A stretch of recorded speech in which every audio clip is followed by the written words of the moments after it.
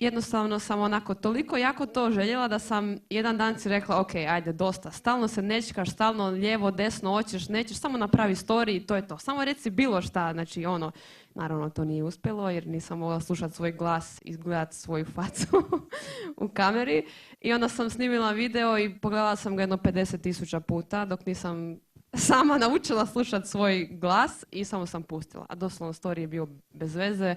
Meni je bio to veliki korak jer sam probila led i onda je svaki sljedeći put bio puno jednostavniji. I to je to, onda je krenuo TikTok.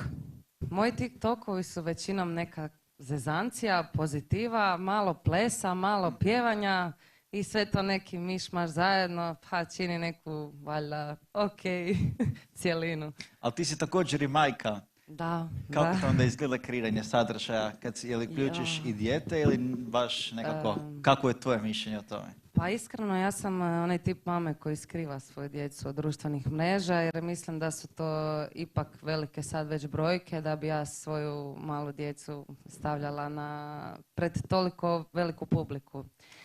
Tako da zapravo još uvijek sve to dosta skrivam, a pokušavam kroz sebe da mene ljudi zaprate radi mene i radi mojih sadržaja. Napravila sam blog koji se zove My Little Zagreb, otuda je moje ime, jel? Ostalo je na mrežama i ideja je bila zapravo da na tom blogu pričamo na jedan blogerski, insajderski način o Zagrebu, o ljudima u Zagrebu, događanjima i slično.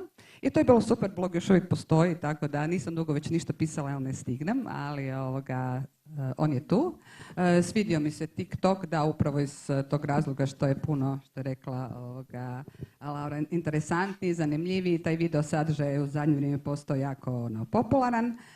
I eto, je krenula malo po malo, ne znam, pričat ćemo vjerojatno kasnije kako smo kretali i šta smo radili, ali uglavnom, eto ga, sad imam negdje 66-7 tisuća pratitelja na TikToku, da. U svaki komad kontenta, u svaki od njega date nešto svoje i date ga van javnosti da ga osuđuje, podržava, komentira na bilo koji način, ne znate kako će to završiti. Tako da, to je hrabrost i ne razlikuje se u bilo kojem segmentu šta god čovjek donese odluku, bilo to kao kreator, bilo kao poduzetnik ili nešto treće.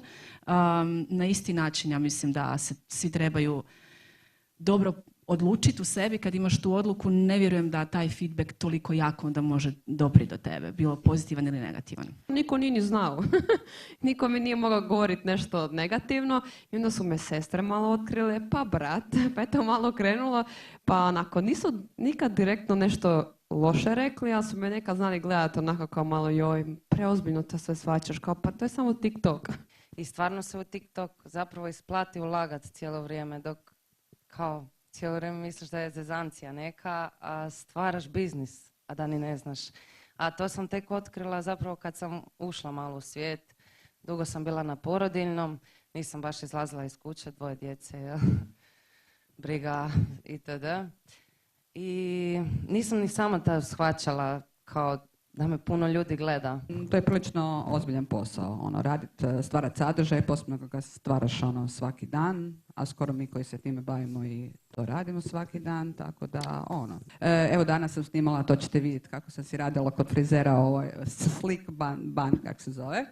I to sam onda dok me je frizerka frizirala, dotle sam ja snimala se. I to će biti ok, ja ću doći doma, to ću onako sve na brzaka srediti i objaviti. Ali kad radim daily vlogove, onda to fakat zna potrajati. I još kad u zadnje vrijeme sam počela snimati s kamerom, to je onda tek jer malo volim šta znam, da bude malo kvalitetnija snimka, ne samo mobitelom. Na TikToku postoji puno više sadržaja od samo trendova, od samo plesova, od samog lupiranja. Znači na TikToku je sadržaj prerastao cijeli taj dio.